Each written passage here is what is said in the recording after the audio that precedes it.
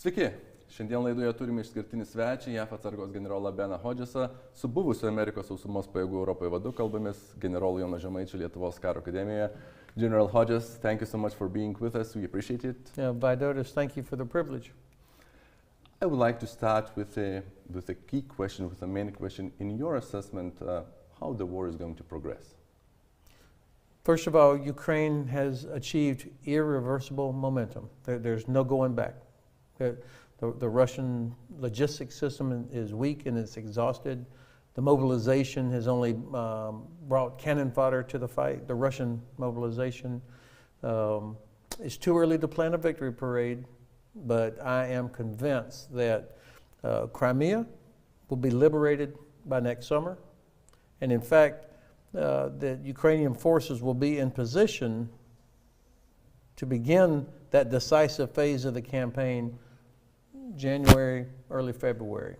So that's what's ahead of us. And obviously what made that possible was the capture of Kherson.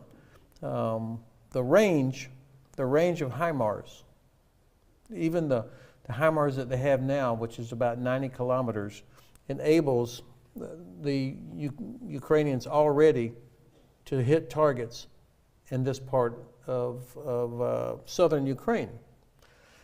This is really important.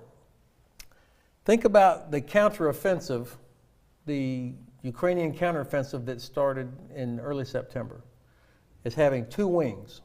All right, the right wing, of course, was the direction of Kherson.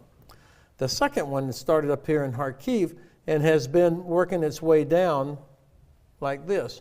So both of these are converging to right here. We would say all roads lead to Crimea. Crimea is the prize. All right, and of course it's sovereign Ukrainian territory. So over the next 2 months, this is going to continue down in this direction. This will stay here probably by and large for a while to provide support to enable the movement here.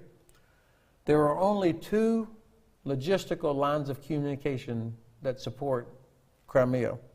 Obviously, one is here, the Kerch Bridge, which has already been damaged.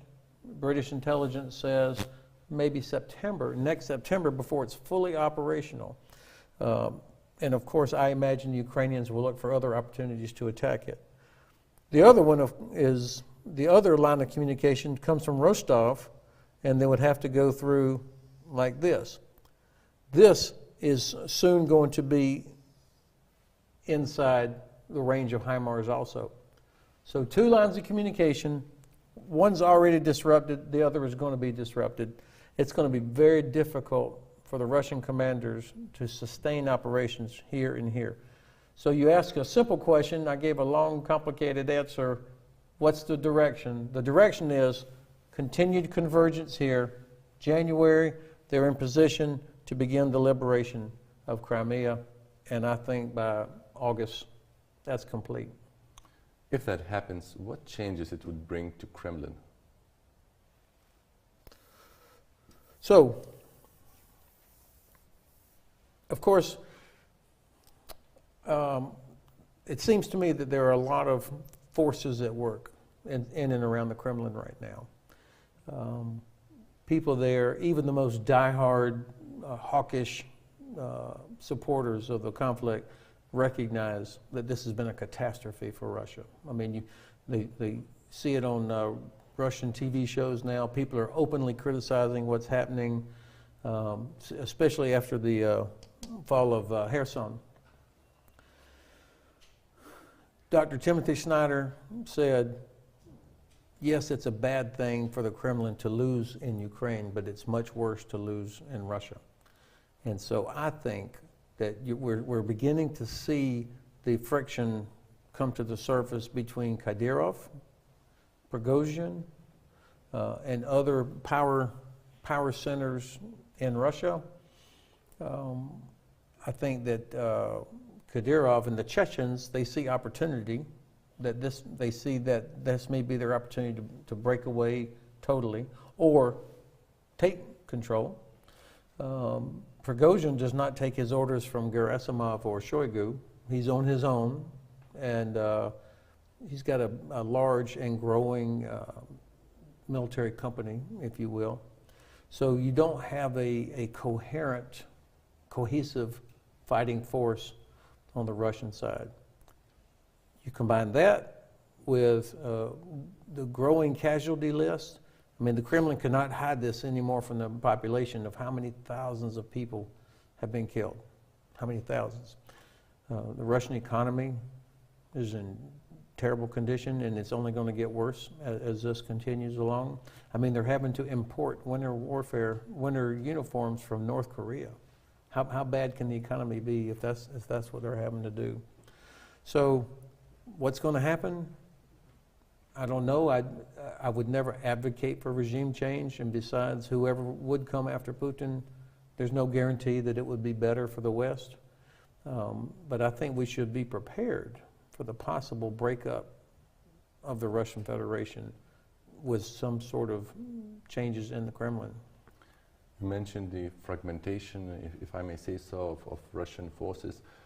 Did the appointment of General Surovikino change that? Do you see any signs that the command would be more coherent within the Russian army, or it's the same bad as it was before his appointment? Well, that's a great question. He has brought some organization that was needed, some unity of command. He also strikes me as probably a smart commander. He's brutal. I mean, he's responsible for the death of thousands of innocent Ukrainians. So let's don't lose sight of the fact that he is a war criminal. He's the commander. But the decision to withdraw from Kherson, for example, I think this made sense from a military standpoint. He had the authority or the power to convince the Kremlin to allow that to happen. Weeks after it should have happened, but at least he got permission to do that, it seems to me. And then the fact that this was publicized on TV, like in a little bit of a theater, where Surovikino is reporting to the defense minister on TV for the whole world to see, we cannot resupply our forces here, we need to pull them back. And Shoigu says, yes, go ahead, pull them back. Okay, why would something like that be on TV? And that was to protect, of course, Putin, to separate him from the disaster, even though it was his disaster. And Surovikino becomes the fall guy. But clearly he's in a position where he can take the criticism and he's not going to be sacked. I think this was all prearranged. And a guy like him at this part of his military career is like, okay, I'll take the heat, but we've got to get out of there. Otherwise, we're going to have a much worse disaster. And so that tells me that he has he understands operations, and he also has the survivability to be able to do that. But the problems of the Russian military are so deeply rooted that he's not going to be able to fix them in 6 months. I mean, the Black Sea Fleet, where are they? The Great Black Sea Fleet, not even a factor in this conflict. They are hiding here because they are terrified of Ukrainian anti-ship missiles. I mean, Ukraine does not even have a navy anymore. Not really. And the Russian Black Sea Fleet stays here where they're protected against missiles and drones. They've already moved their submarines from Sevastopol to Novorossiysk. So I don't think General Surovikino is going to be able to make the Russians into a credible joint force anytime soon. And of course, his biggest problem now is logistics. You've got this problem, that problem, and they've got thousands of newly mobilized soldiers being pushed into the fight that are not properly trained, do not have all the necessary equipment. So the logistical situation for them only worsens. He's not going to be able to fix that in a few months, I don't think. As you mentioned in your tweet, your former boss, General Milley, spoke a little differently about the future perspectives, and he said he saw a window of opportunity for peace talks between Kiev and Moscow during the winter. I know you disagree with him, but do you believe this is just his personal opinion, or does it reflect a wider sentiment within the United States? That's a fair question. Usually, the chairman of the Joint Chiefs, our Chief of Defense, would not publicly say something that was had such significant policy implications if it was not already cleared by or agreed with the White House or the Secretary of Defense, for example. That would normally be the case. In this case, when he said it, it sounded like it was more opinion of his, and it was in it came out of a presentation he gave to a club or organization, not like it was from the Pentagon press conference. So as I read it and I've thought about it and I've seen what other people said, it looked like it was more opinion. And then the fact that the National Security Advisor, Jake Sullivan, came out and basically walked it back. And then Secretary Austin spoke at Halifax just the other day, much more, did not endorse what the chairman said. So this is why I think in this case, it probably reflects some tension or debate inside the administration about what to do. Now, General Milley, he is a friend of mine of many years, and he was my boss. He has access to intelligence that I don't have. And of course, he has to think about a lot of other things too. I still think it was a mistake to say it, because the Russians, their only hope is to drag this out longer and longer till we all get tired of it. And so when the chairman of the U.S. The Joint Chiefs says, maybe you guys should think about, now it's time to negotiate, that's oxygen for the Kremlin. They're like, just got to hang on. That's why I thought it was unhelpful. And of course, General Zaluzhny immediately said, thanks very much, we're not stopping till we're here. Correct. But further from frontline, Ukrainians have been suffering in recent weeks. The constant shelling and half of energy infrastructure, tens of millions of Ukrainians were left without the power. How should West respond? What can be done to strengthen the air defense at this moment? Well, of course, the reason that the Russians are going after the power grid infrastructure is to put millions of Ukrainians on the road into Europe, to make all the Ukrainian cities uninhabitable during the winter. So no water, no heat, basic things to get these people moving to go to Western European countries, which then puts pressure on those capitals in hopes that those capitals would then put pressure back on Kyiv, like, come on, we got to stop this. That's the only thing that the Russians have left, is to murder innocent people, destroy civilian infrastructure in hopes that we all lose the will to continue supporting them. Now, what do we do about it? There's three or four things that we can and are doing about it.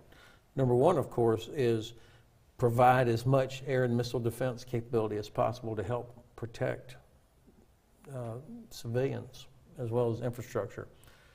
Of course, the problem is we don't have a lot to give. It's not like we're hanging on to it.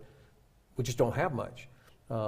We all underestimated the requirement for air defense in Europe. It was always, in my mind, like we got to protect airports, seaports, critical transportation infrastructure, government buildings. It's clear that the Russians will use multi-million-dollar missiles against an apartment building, so that the requirement is now to protect hundreds of millions of European citizens, not just infrastructure. So we don't have enough to do all of that. So there's a problem. The second thing, though, that we can be doing is hit Crimea. Crimea is one of the places from which missiles, Iskander missiles are being launched, drones are being launched, other weapons that are being used against these cities. So this has to be one of the targets. It is from Odessa to here, it's exactly 300 kilometers. That's the range of an ATACMS missile. If Ukraine had ATACMS right now, they would eliminate Crimea as one of the launching pads, if you will, for a lot of the missiles that are hitting targets. So give them the ability to strike back. And I know I would not be successful on this, but of course a lot of these things are coming out of Belarus and Russia as well. They're being launched. So innocent Ukrainian civilians are being killed by weapons that are being fired from Belarus and Russia proper. Why not give them the ability to strike back? Now, they can strike back, but the ATACMS would really be something. I think there's a problem there because China, which has not done much to help Russia yet, would possibly have an obligation under their Shanghai agreement that if Russia was attacked, that they might have to do something else. So I think there's a tension here which probably contributes to why ATACMS has not been provided for use there, but I think it could be used here. The third thing that could be done, of course, is these drones that come from Iran. I mean, we get to attack that from start to finish. So back where the drones are manufactured, all the way to the point where they're delivered and launched. So there's got to be ways for us or friends or partners to interdict that flow. Don't wait until they start hitting targets. Try and prevent it before they get there. General Hodges, I would like to turn a little bit to our countries, Baltic states, and the security of our nations.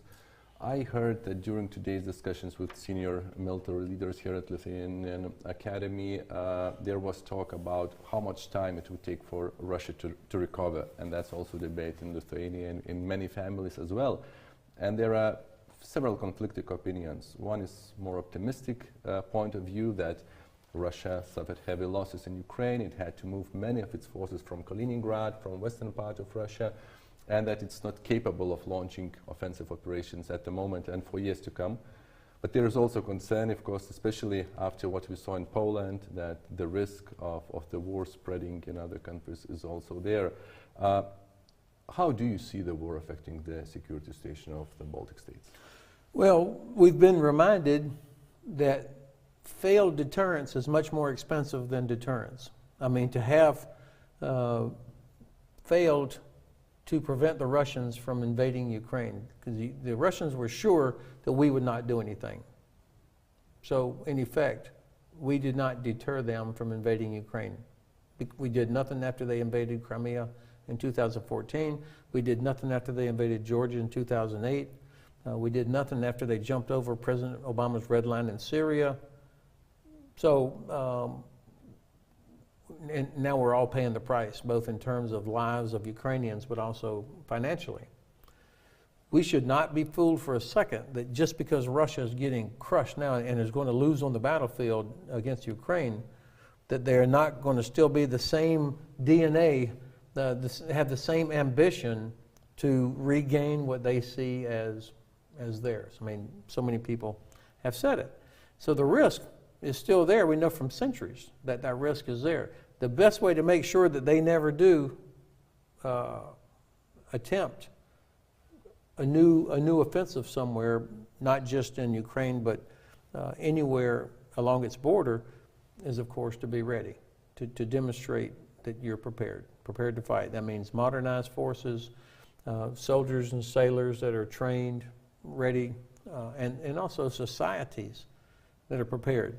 And of course, Finland, they're the model for this. I mean, they have figured out how do you coexist with a huge border with a country that has a massive population advantage and resource advantage, but they managed to to do that. And of course, it's through a society that has a culture of preparedness. They don't live in fear. I mean, some people live in fear of Russia.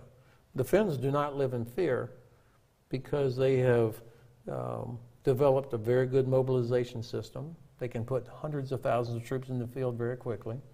And they have infrastructure that's prepared for the possibility. And there's a confidence in their government that the government has already thought of all the possibilities and has taken steps to prepare for that. That's what's got to happen here in all of our countries, that we don't need to live in fear. We just need to be prepared. And then you can get along with things. That's expensive, but it's much more expensive if that fails. How would you describe the role of Belarus and the fact that Russia has been both using it as a launching pad and is sending troops to Belarusian training fields for training, but there are also speculations whether it could lead to another attack from Belarus towards Ukraine? So I think that the president, or the Mr. Lukashenko, continues to play his game of balancing, maintaining some sort of independence with keeping the Kremlin happy. So he's willing to allow Russian troops to come in here, launch attacks, but it seems unlikely to me that he would commit his own forces into a battle. I think Belarus has 10 BTGs, battalion tactical groups. They're at a lower level of quality than the Russian ones, Russian BTGs. So I think he's pretty clear that he knows he would lose them very quickly to combat against Ukrainian forces. Plus, I think he also would be concerned that if that happened, then the opposition that is living outside of Belarus as well as inside of Belarus would see opportunity, like, here's a chance to try again. So I think because of those factors, it seems unlikely to me that he would commit land forces or allow Russia to launch another assault from Belarus. I think that the Russians, or that there's talk about another front being opened in Belarus, but the purpose of that, of course, is to keep Ukraine having to worry about it. And I'm sure that the Ukrainian general staff is thinking through what do they need. So that does take resources. But yet we see equipment going from Belarus to Russia, and ammunition going from Belarus to Russia. I think this is not likely going to happen, but you can't ignore it. Over the weekend, Ukrainian military intelligence claimed that Russia may be planning a number of terrorist attacks, and one of them could happen in Ostrovets nuclear power plant, just across Vilnius, just across the Lithuanian border. In order to force Belarus to the war, should we take this seriously? I'd absolutely take it serious, but I think it seems very unlikely. If there was a sabotage of the Ostrovets nuclear power plant there, it would affect not only Lithuania, it would also affect Belarus and potentially Russia. I mean, a Chernobyl-like accident affected people far beyond just Chernobyl. And so I think it is unlikely that there would be a legitimate or a large-scale incident. But you know, the Russians, they've talked about dirty bomb around Zaporizhzhia. They've tried to put in people's minds this fear of, oh my gosh, they might do this. And it's all to keep us off balance and to put pressure on governments to stop the fighting. Yes, I take it seriously. It seems unlikely. And for what purpose? I mean, why would they do that? What would be the expectation that would happen from that? That's not clear to me. But this is a place for the international community, European Union, to step in, or the International Atomic Energy Agency, to have inspectors there, just like the ones that went to Zaporizhzhia. Go there, and if Belarus refuses to allow that, I mean, there are other ways to put pressure on countries and to shine the bright light. on things like that to prevent it from happening. In Lithuania, there are many debates, including heated political debates about the deployment of a German brigade in Lithuania, what should be the time frame, how it should be executed. During the conference, you also mentioned that we should focus more on capabilities rather than the name of the units, be it EFP battalion or be it brigade. What did you have in mind? So when we say brigade, there are so many different types of brigades. I mean, Iron Wolf Brigade, Armor Brigade, an Airborne Brigade, a Light Infantry Brigade, a Striker Regiment. I mean, these are all technically brigades, but they're all different. Each one has different capabilities. So to me, it's not a compelling argument to say we have to have a brigade here. Instead, get the requirement right. We need the capability to do what? What is the capability that's needed? That's, to me, is a more useful way to talk about and think about how do you protect, how does the government of Lithuania protect its people, as well as being prepared to help Latvia and Poland. And the same thing is true for everybody. What is the capability that's required? And of course, that'll be driven by the threat. What is the threat? And then you develop the capability, and then you resource the capability. Another consideration is, this is not the 18th century where you just put soldiers in barracks as a garrison. That's the worst thing to do. It degrades capability over time. They have to train. And so I don't know that there's enough space in Lithuania. The training ranges for vehicles, tanks, artillery, as well as soldiers, as well as aircraft, to train and maintain a level of readiness. I mean, the Lithuanian professional basketball player, right? You buy the best players in the world. Now you've got the Lithuanian national basketball team, but there's no practice facility. Okay? They're not going to be the best team in the world much longer unless they are constantly practicing. Same thing as here. If you don't have the ranges and training areas for units to constantly practice their skills, then it goes down. And of course, and then they see that. And that doesn't help deterrence. So what's the capability? And only have what you have the facilities to maintain readiness. Now, if Lithuania is going to expand the facilities in the coming years, more ranges, more barracks, more maintenance facilities, then you could revisit that. But I don't know where you could put an entire brigade right now on top of what's already there for the Iron Wolf Brigade also, and the American Battalion and artillery. That would be pretty full. General Hodges, thank you so much for your time.